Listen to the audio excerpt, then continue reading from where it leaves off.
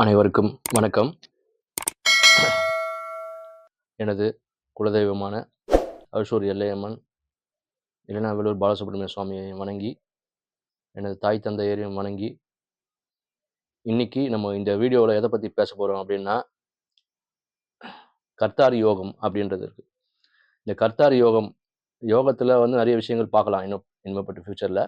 இந்த கர்த்தார் யோகம் அப்படின்னா சுப கர்த்தார் யோகம், பாவ கர்த்தார் யோகம் அப்படின்ற 2 சப்டிவிஷனாக பிரியும் இங்கே. இந்த சுப கர்த்தார் யோகம் அப்படின்றது எப்படின்னா, சுபர்கள், இயற்கை சுபர்களான குரு, சுக்கிரன், வளர்பிறை சந்திரன், புதன், இவங்க வந்து இயற்கை சுபர்கள் அப்படின்றது. இவங்க வந்து ஒரு லக்னத்திற்கு 12ஆம் வீட்லேயும் 2ஆம் வீட்லேயும் இருந்தாங்கன்னா அந்த லக்னம் வந்து சிறப்பாக செயல்படும். இயற்கை சுபர்கள் அப்படின்றது பார்த்தீங்கன்னா, இங்கே வந்து ஒரு ஒரு பாடி கார்டு மாதிரி வச்சிங்களேன், ஒரு செக்யூரிட்டி மாதிரி. நம்ம செக்யூரிட்டியோ பாடி கார்டோ நம்மளுக்கு இருக்கும்போது நம்ம வந்து எதுவுமே கவலைப்பட மாட்டோம் இல்லையா? ஸோ அந்த மாதிரி தான் இங்கே இயற்கை சுபர்கள் வந்து 2 சைடுமே இருந்தாங்கன்னா அந்த நன்மைகள் அதிகமாக கிடைக்கும் இந்த ஜாதகருக்கு. ஸோ இது வந்து எப்படி பிரியும்னா, லக்கணத்திற்கு ஒட்டினா மாதிரி 2 சுபர்கள் இருந்துச்சுன்னா, கண்டிப்பாக அவங்க வந்து பிறப்பிலேயே வந்து எல்லா அடிப்படை வசதிகளோட பிறந்திருப்பாங்க அப்படின்னு அர்த்தம். அவங்க பெருசாக எஃபர்ட் வந்து எடுக்க வேண்டிய அவசியம் கிடையாது. எல்லாமே அவங்களுக்கு கரெக்டாக அமைஞ்சிடும். லக்னாதிபதிக்கு 2 சைடும் இருந்துச்சுன்னா, சுபகிரகங்கள் இருந்துச்சுன்னா, ஸோ ஜாதகர் வந்து தன்னுடைய முயற்சிகளால் நன்மைகள் நிறைய பெறுவார் அப்படின்றது அர்த்தம் இங்கே. வாழ்க்கையில் பிற்பகுதியில் ஜெயிக்கக்கூடிய அமைப்புன்னு அர்த்தம். லக்னத்திற்கு ஒட்டினா மாதிரி சுபகிரகங்கள் இருந்துச்சுன்னா, முற்பகுதியில் கண்டிப்பாக வந்து ஜெயிச்சிருவாங்க. பிற்பகுதியில் ஜெயிக்கணும்னா லக்னாதிபதிக்கு ஒட்டினா மாதிரி இந்த சுபகிரகங்கள் இருக்கும்போது, சுபகர்த்தார் யோகம் இருக்கும்போது, இவங்க வந்து தன்னுடைய முயற்சியினால ஜெயிக்க போகிறாங்க வாழ்க்கையில் பிற்பகுதியில் அப்படின்றத சொல்லலாம். அதே மாதிரி எல்லா விஷயத்துக்கும் எடுத்துக்கலாம் இந்த சுபகர்த்தார் யோகம் அப்படின்றது. ஒரு பாவத்திற்கு ஒரு வெறுமனா இருக்கும் கட்டம், எந்த கிரகமும் இருக்காது அந்த கட்டத்தில். ஸோ அந்த கட்டத்துக்கு ஒட்டினா மாதிரியே 2 சைடுமே சுபகிரகங்கள் இருக்கும்போது அந்த பாவங்கள் சிறப்பாக செயல்படும். இப்போ உதாரணத்துக்கு 5ஆம் பாவம் வந்துச்சு, 5ஆம் பாவத்தை ஒட்டினா மாதிரி 2 சைடு சுபகிரகங்கள் இருக்கும்போது கண்டிப்பாக வந்து எப்படி சொல்றது, அந்த பாவகம் சிறப்பாக செயல்படும். அதாவது இவர் வந்து குலதெய்வ அருளாசி அதிகமாக கிடைக்கும். தாத்தாவுடைய ஆசிகள், முன்னோர்களோட ஆசிகள் இவங்களுக்குலாம் ரொம்ப அதிகமாக கிடைச்சிட்டே இருக்கும். ஸோ இது மாதிரி எடுத்துகிட்டு போயினே இருக்கலாம் நம்ம. அதே மாதிரி ஒரு கிரகம் வந்து சுபகர்த்தார் யோகத்தில் இருக்குன்னா, 2 சைடுமே சுபர்கள் இருக்கா அப்படின்ற போதுல அந்த கிரகம் வந்து திசை நடத்துதுன்னா அந்த திசை வந்து அருமையாக இருக்கும். உதாரணத்துக்கு ஒரு கிரகம் வந்து உச்சமா இருக்குது, ஆட்சியா இருக்குதுன்னு இல்லாமல் எடுத்துக்க வேணாம் நம்ம. இந்த சுபர்கள் வந்து 2 சைடுமே இருந்தாங்களே அந்த கிரகம் சிறப்பாக செயல்படும். உதாரணத்துக்கு நம்ம வந்து ஃப்ரெண்ட்ஸ் 2 சைடுமே ஒரு நல்ல ஃப்ரெண்ட்ஸ், நண்பர்கள் இருக்கும்போது நம்மளுடைய செய்கைகள் எப்படி இருக்கும், அதுதான் இங்கே எக்ஸாம்பிளாக சொல்லலாம். ஓகேங்களா? இதே கான்செப்ட் பாவகர்த்தார் யோகத்துக்கு போனீங்கன்னா, நன்மைகளை செய்ய விடாத தீமைகளை அதிகமாக செய்ய வைக்கும்.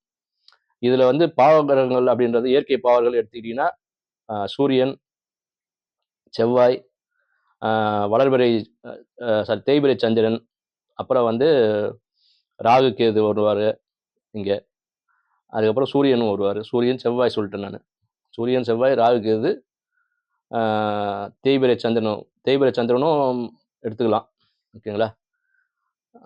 நெக்ஸ்ட் வந்து சனி வருவார் அடுத்ததா. முக்கியமான பாவகிரகங்கள் நம்ம மறந்துட்டோம் இல்லையா? சனியும் செவ்வாயும் தான் முக்கியமான பாவகிரகங்கள் அதிகமாக. இப்போ வந்து பாவகர்த்தார் யோகம் எப்படின்னா, இயற்கை பாவர்கள் அப்படின்றது இந்த கேட்டகரியில் பார்த்தீங்கன்னா, சூரியன், செவ்வாய், சனி, ராகு, கேது இவங்கெல்லாம் வருவாங்க. இப்போ உதாரணத்துக்கு ஒரு லக்னத்தை எடுத்துக்கிட்டிங்கன்னா, 2 சைடுமே பாவகிரகங்கள் இருந்துச்சுன்னா, அதாவது நான் எக்ஸாம்பிள் சார்ட் வந்து நான் போடுறேன். செவ்வாய் ஒரு 12ஆம் இடத்துலையோ, சனி 2ஆம் இடத்துலையோ இருந்துச்சுன்னா லக்னத்துக்கு, ஸோ அது லக்னமே வந்து பாவகர்த்தார் யோகத்தில் இருக்கிறதுனால இவங்களுக்கு வந்து அடிப்படையே வந்து இவங்களுக்கு வந்து ரொம்ப தடைகள் நிறைய இருக்கும். ஃபேஸ் பண்ணி தான் வருவாங்க. நிறைய தடைகள் இருக்கும். நிறைய இது பண்ணுவாங்க. அவங்க குடும்ப சூழ்நிலையும் அந்த மாதிரி கொஞ்சம் வறுமையிலேருந்து தான் வரக்கூடிய அமைப்புகள் இருக்கும். ரொம்ப தடைகள் நிறைய ஃபேஸ் பண்ணக்கூடிய ஜாதகராக இருப்பாங்க ஆக்சுவலாக. வரக்கூடிய நன்மைகள் எல்லாமே தடுப்பாங்க. வேற ஒன்றும் கிடையாது. இப்போ உதாரணத்துக்கு ஒரு கிட்னாப் பண்ணிட்டு போறாங்கன்னு வச்சுங்களேன். அப்போ நம்மளுடைய மனநிலை எப்படி இருக்கும்?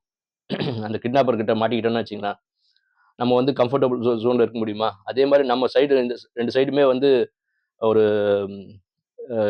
தீய கிரகங்கள் உட்கார்ந்துருக்கின்ற போது அந்த அந்த பாவகம் சிறப்பா செயல்படுமான்னா கண்டிப்பா செயல்படாது. ஸோ அந்த கான்செப்ட் பிரகாரம் தான் இப்போ ஆக்சுவலா. இப்போ பார்த்தீங்கன்னா, ம் லக்னாதிபதிக்கு ஆ முன்னும் பின்னும் வந்து பாவகரங்கள் இருக்கும்போது, அப்ப ஜாதகரே செயல்பட மாட்டார். பிற்பகுதியிலே ஜாதகர் வந்து செயல்பட மாட்டார். ஆ லக்னத்திற்கு முன்னும் பின்னுமே அது கஷ்டத்த குடுக்கும். இங்க வந்து அதே மாரி லக்னாதிபதிக்கு முன்னும் பின்னுமே அசுபர்கள் இருக்கும்போது, அவன எந்த விஷயத்திலயுமே செயல்பட விடாது. அதுதான் ஜாதகருடைய இது. ஓகேங்களா? அதே மாரி பார்த்தீங்கன்னா, ஒரு பாவத்துக்கு எடுத்தீங்கனாலும், ஒரு பாவத்துக்கு முன்னும் பின்னும் வந்து அசுபகிரகங்கள் இருந்துச்சுன்னா, அந்த பாவம் சிறப்பா செயல்படவே படாது. அதே கான்செப்ட் தான். அ இன்னொரு விஷயம், அ ஒரு கிரகம் நடுப்புற மாட்டிக்கிச்சு. பாவகிரகங்கள் நடுப்புற ஒரு கிரகம் மாட்டிக்கிச்சுனாலும், அந்த கிரகம் தசைகளோ, இல்ல அந்த கிரக காரகத்துவங்களோ உதாரணத்துக்கு சுக்கிரன் மாட்டிக்கிச்சாருன்னு வச்சுக்கங்களேன், அப்போ திருமணம் தாமதமாகும். களத்திரக்காரகன் இல்லையா? சுக்கிரன். ஸோ அப்ப திருமணம் தாமதமாகும். ஸோ அந்த அந்த அந்த கான்செப்ட் பிரகாரம் சுக்கிரனுடைய விஷயங்கள் எல்லாமே கெட்டு போயிடும் இங்க ஆக்சுவலா. ஆ அதே மாரி சந்திரனும் இந்த பாவகர்த்தார் யோகத்துல மாட்டவே கூடாது ஆக்சுவலா. சந்திரன் மாட்டும்போது அவனுக்கு வந்து பயம், அந்த உணர்வுகள்லாம் அதிகரிக்கும். சந்திரனுடைய காரகத்துவங்கள் எதுவுமே அவனுக்கு சரியா கிடைக்காது. ஸோ அப்போ வந்து முக்கியமா லக்னம், லக்னாதிபதி இவங்க 2 பேருமே வந்து பாவகர்த்தார் யோகத்துல மாட்டவே கூடாது. சப்போஸ் லக்னம் மாட்டிச்சுன்னா கூட, லக்னாதிபதி வந்து பாவகர்த்தார் யோகத்துல இல்லன்னா, ஜாதகர் வந்து தன்னுடைய முயற்சியினால பிற்பகுதியில் ஜெயிப்பாங்க அப்படின்னு நம்ம எடுத்துக்கலாம். அதே மாரி எந்த கிரகமும் பாவகர்த்தார் யோகத்துல மாட்டிக்கிச்சு, தசை நடத்தும்போது அது என்னதான் உச்சமா இருந்தாலும் சரி, அந்த அந்த தசைகள் வந்து நன்மைகள் குடுக்காது. அதுதான் வேற ஒண்ணும் கிடையாது. இதுதான் இந்த சுபகர்த்தார் யோகம், பாவகர்த்தார் யோகத்தோட கான்செப்ட். மேற்கொண்டு அடுத்த ஒரு காணொளியில சந்திப்போம். நன்றி நண்பர்களே.